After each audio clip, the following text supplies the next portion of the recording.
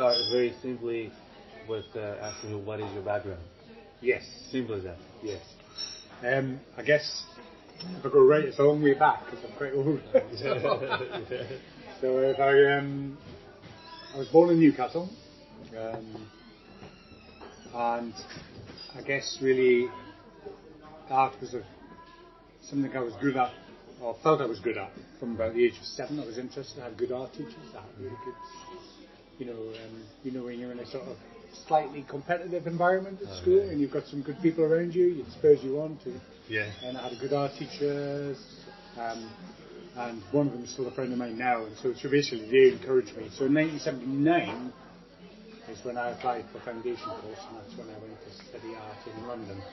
And I went to the Central School. And I was one of those fortunate people, I guess, because it was before Thatcher's cuts came in. It all seems very relevant today, when we're talking about exactly the same economic policy. Yeah. And basically, further education was well funded. You could feel comfortable about going to study art and not worry about how you were going to pay for it. Right. So I did foundation, as I say, Central School of Art and Design, right in the centre of London, just up near Piccadilly. Right. It was one of the most exciting. It was so exciting for an 18-year-old to go to art school. For sure, yeah. And I was there from sort of 10 in the morning till 10 at night, Monday to Friday, and just having a whale of a time. Right. Weekends were a bit dull because there was no opportunity to go and do art, And then I decided I would go to apply to Camberwell School of Art in London. But a few days before the application went in, I went to go to the University of London in Camberwell, and I thought, I've got to go here. This is the place for me. Unfortunately, my whole, if you like, my portfolio was geared towards Camberwell, which was more of a traditional school, and Goldsmith was conceptual and painting. Right. It was that sort of, how would I describe it? There was a conflict going on already, between the painters and the conceptual artists. Oh, was it? Yeah. Yeah. So it was very exciting to see it. Yeah. And I thought, well, this is going to be challenging. I should go here. What was the year at the... Yeah, this was 1980.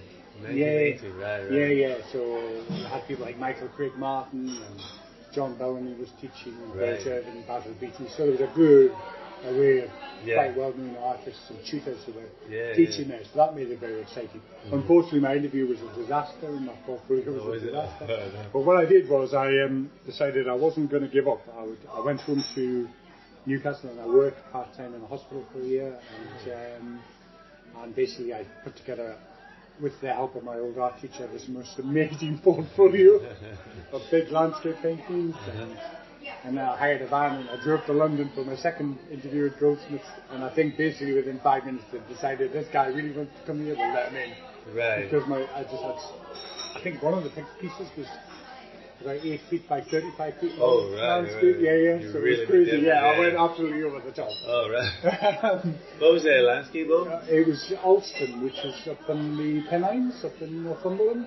Oh, right. As you go over the top to the Lake District from Newcastle, it's sort of one of my favourite places. Right. So very wild, and I painted in the back garden, and I set it. It was a sort of semicircle of canvas. Right. So it was very exciting to do.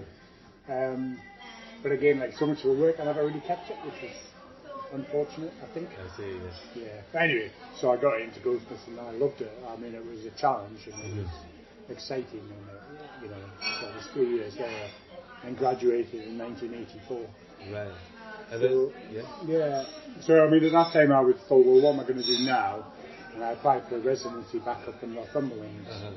I had these artists in residence programs. And my work had been, the final year of my degree show was very much going back to Newcastle, strange enough. And I'd begun drawing industrial landscape, and I did large drawings in situ, on site outside. And then I would go back to London and do the paintings. And I have to say the drawings were always much better than the paintings. It was just the way it worked, I guess. Anyway, I applied for this residency, and it was about the era of the miners' strikes back in 1984, the very year-long miners' strikes. Again, Thatcher's cuts were, and she was having this huge fight with the unions. So it was a mining village, this residency, Bedlington Station, and it was quite interesting to go there. When a lot of people were on strike, and I was based in the library, funny enough, and so I just really continued doing paintings of industrial landscape. And I'd say I painted one good painting in 6 months. but what I was really proud of. Yeah. Which was based on industrial decline and the miners. And I found this amazing site, which was ash on a beach, beside a power station inside the aluminium smelter of Bedlington. And it was full of sort of miners' boots and gloves and all the debris of industrial waste, but it just seemed to be so fitting with what was going on in terms of the decline in Newcastle. Right. So it was quite a large painting. I was very, and a friend of mine still has it, so I know where it is, which is good to know. Well, additional question is not the following, but was it back then? Was it even like bright colors and stuff like? No, it was very, very. And I was still in my student cheap days, so it was a lot of. I don't know if Spectrum oil colours still exist, but there were oil colours that were made with a lot of clay. So it was 60% clay. I see. So there was not a lot of pigment in them, so it was very grey. I see. So no, colour didn't feature at all, really.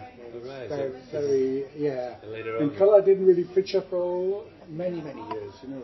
Right. Yeah. Okay. I see. Yeah, so, and then I had a few lean years. After that, I ended up working in, when would that be? 1986, I moved to Edinburgh for the first time. 86, right. Yeah, and I came here and to do an arts project at Roslyn Hospital, which is in Roslyn Glen, near the chapel, but it was the long-stay mental health hospital then. It doesn't exist anymore. Those hospitals were thankfully all closed down. Right.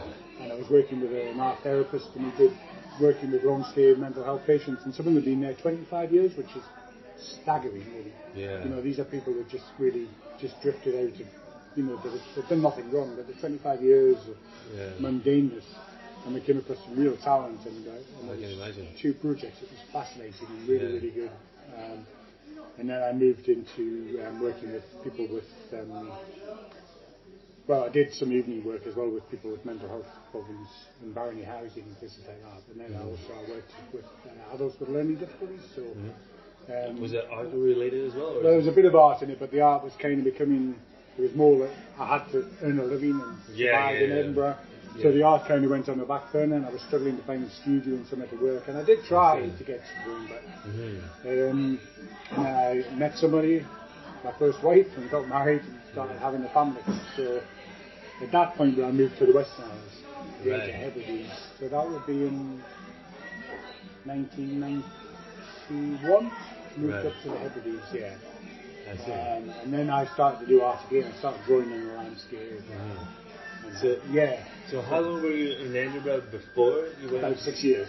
6 years. And I loved it. I didn't want to go to the Hebrides, to be honest. Right. But my wife was a speech therapist. There was work up there, so we went up there with a young family. And I adapted well to it. I quite enjoyed it. And I did a lot of landscape, and there was a new gallery set up. And so I started drawing and exhibiting, then really started painting. So you started working with a gallery up there straight away? Yeah, almost immediately, just because, you know, when you go there and you sort of make contacts with people, small community, met some very interesting, well, quite successful artists who were based there, and this gallery was set up, so that was a good impetus to begin work again.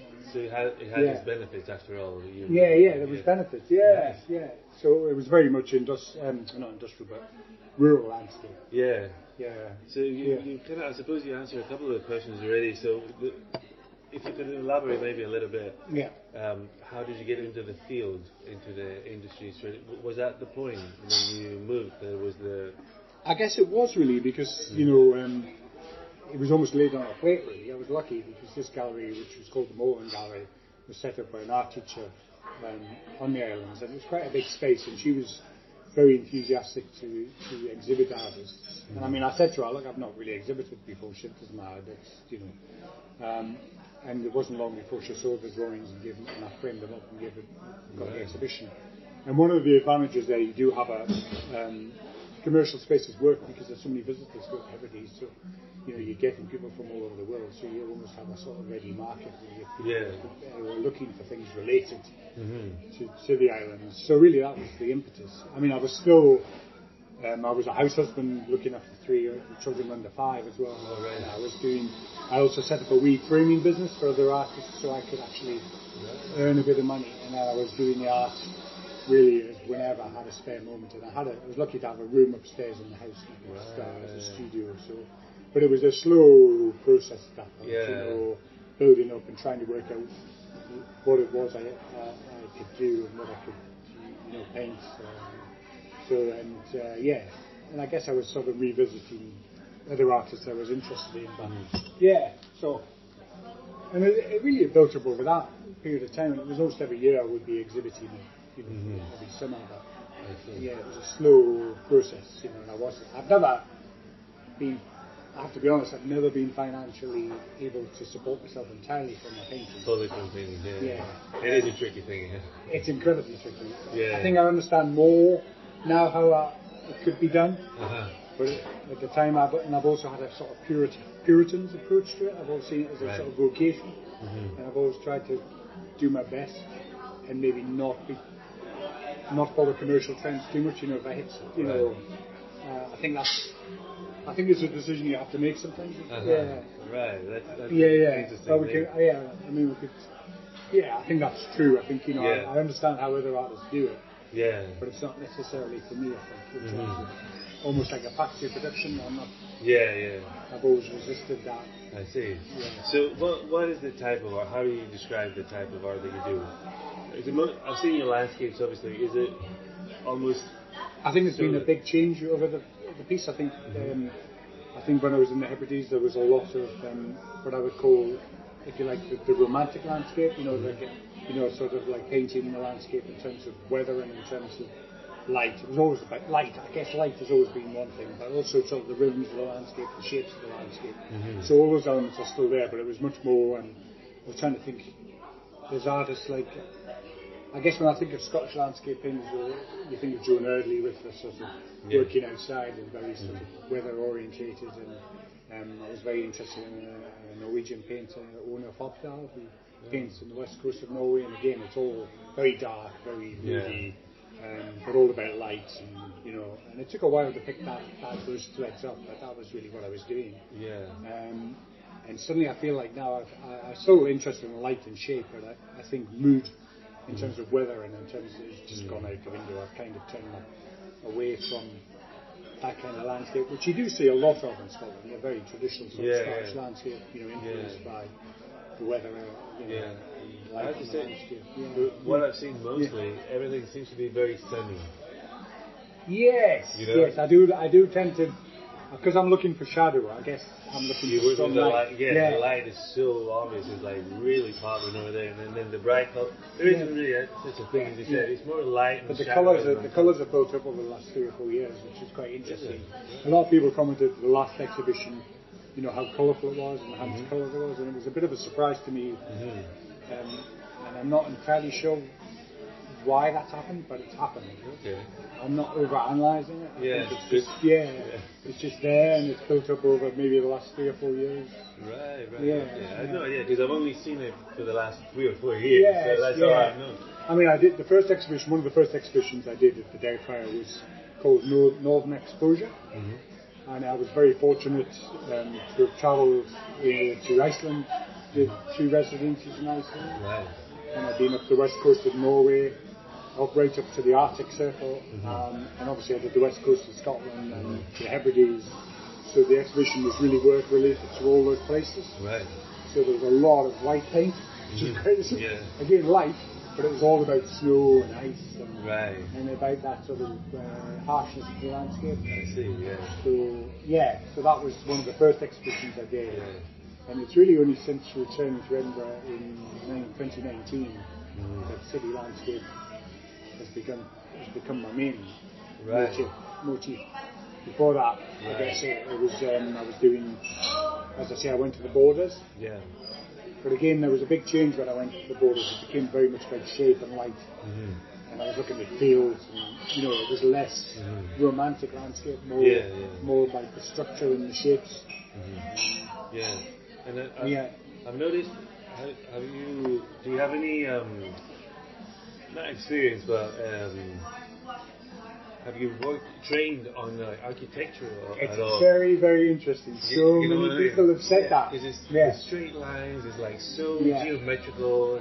I think one of the things was I began to look at there's an American painter who's no longer alive, Richard Demoncourt, who's, you know, went I admire his work a lot. He went from abstract expressionism to figurative painting, and then back to purely abstract work, and he did a very famous series of work called Ocean Park, which are like over 100 canvases, basically large upright rectangles that he divided up in structure. Right. But it's hard, but the process of the painting is there. You can see it through the layers of paint, and there's lots of lines and shapes. And that was a big. And I was lucky enough to see his work in London at the Royal Academy, and that was a big influence. I thought these are beautiful. The colours are incredible, and the shapes, and just the invention. So I think the lines began to come from there partly. But I've always had quite a linear drawing style, even right back in the 80s, the art school drawing figures and stuff. I've always been fascinated by line drawing as much as tonal drawing, and I think that was a kind of natural thing. But a lot of people said to me, "Oh, did you train as an architect?" When I was at school, I dreamed of being an architect, but I never had the mentor. I see. The maths or the physics. Because you can tell, like, looking at it today, you can tell that this is like years of experience, like using the rulers, using the, understanding what you call the landscape, basically, really geometrically and the space. Yeah, exactly. So that's become the primary motivation in a sense. And a lot of the motives, I guess, if you were going to talk about a slightly more commercial sense, obviously, if you choose, Edinburgh-based as interesting, people relate to things that they recognise. But that isn't my primary objective. There is a commercial objective there, but at the same time I'm always looking for the structure and the shapes. And as you say, I'm looking for strong light, because then you get the interesting shadows in the building, which gives it another element of shape. Yeah, definitely. It really travels you.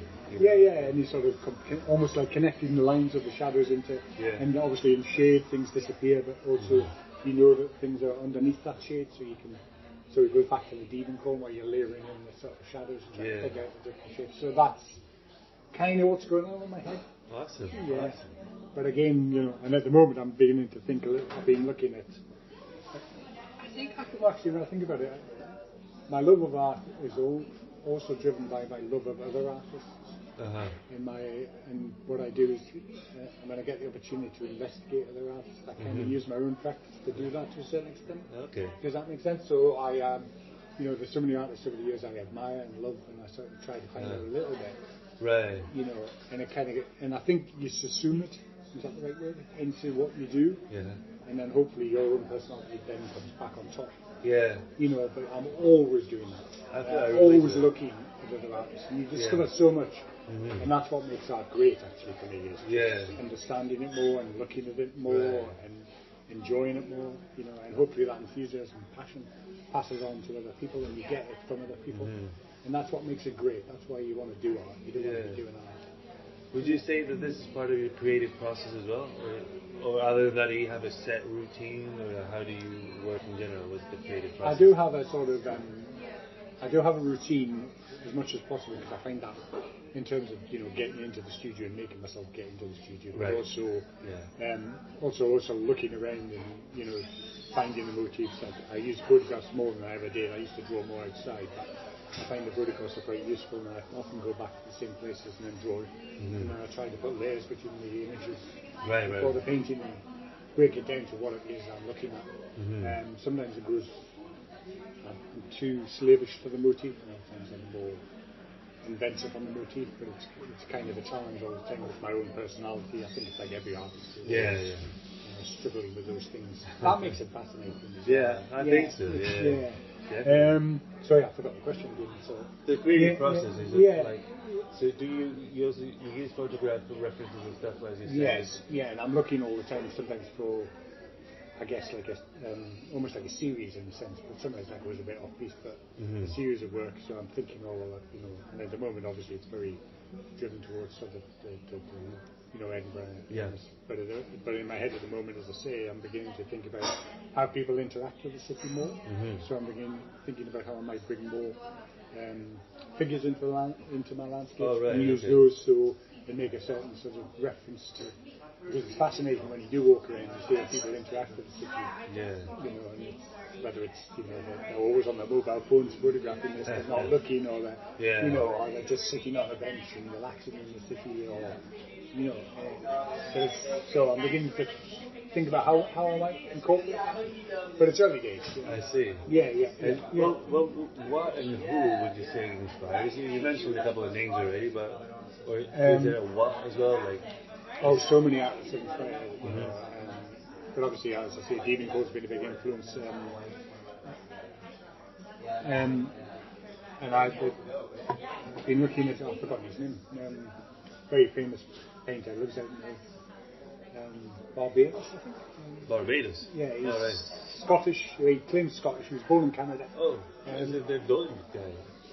Yeah, Peter Doig. Peter Doig, yeah. Right. I was lucky to travel to Europe as my 60th birthday treat, and I went to about 5 European cities, and it was interesting the art that I discovered, and I came across an excellent exhibition which was based around Edvard Munch. Right. And there was a re-evaluation of Munch, and again, figures of landscape, you know. And then but I had, and the first time I'd ever seen some of the large Peter Doids, and they were wonderful. And I came across Marlene Dumas, who is a South African female artist, paints figures, uses photographs, newspaper cuttings. Just blew me away. So emotional, very simple, but incredibly skillful. Yeah. And it was very interesting coming across her work, and I was really quite moved. And I mean, there was Tracy Emin, and there was various other artists in this exhibition. It was an amazing exhibition in Vienna, I suppose. And so it was good to see his work. So you take away those stimulus. And then when we went to Venice as well, which was very fortunate. Who should be, Venice Biennale was on, so who should be our whole pavilion was Marlene Dumas. So I was really immersed in her work. So, and that made me think again about just, you know, sort of the simplicity of what you can do so simply. But there's something, great artists, you know, that can communicate such an emotion. Yeah. You know, I mean, whether you look at late Rembrandt or whether you look at Dumas, you realise, you know, there's something else going on, which is, you can't quite pin down. Yeah. I guess it's genius. That's good, like years of practice with it, you know. Yeah, but you get that sense of, you know, there's more, you know, communication, it's a different level, you know. But I loved Peter Doig's work immensely. I loved, in fact, interesting talking about colour. I did see, you know, the colour in his work is incredible. I've seen some online, though, to be honest. You need to see them in person because they are so much better than any images you've ever seen. I was blown away at the scale of them as well. It's always different in person. It is. I'll tell you what, actually, it's a bit of a thing right now, addition. I was in London maybe last summer, and I just happened to see I think there's a Pace Gallery, and it had Tracy Emin and David Hockney. I was like, all right, I need to see Hockney in real life. And it just blew my mind, because I really like his work online that I've seen, but in reality, the colours, man, it was incredible. I really like his stuff. But anyway, that was a bit relevant. So what would you say to someone starting out in the industry? I would say enjoy art school. You know, just give it your all. Make certain you work hard and you enjoy the opportunity, because it's a great luxury to have a studio and to have fellow people around you all the time to support you. The big difficulty, I think, comes when you step out of art school, because it doesn't prepare you for what the real world is.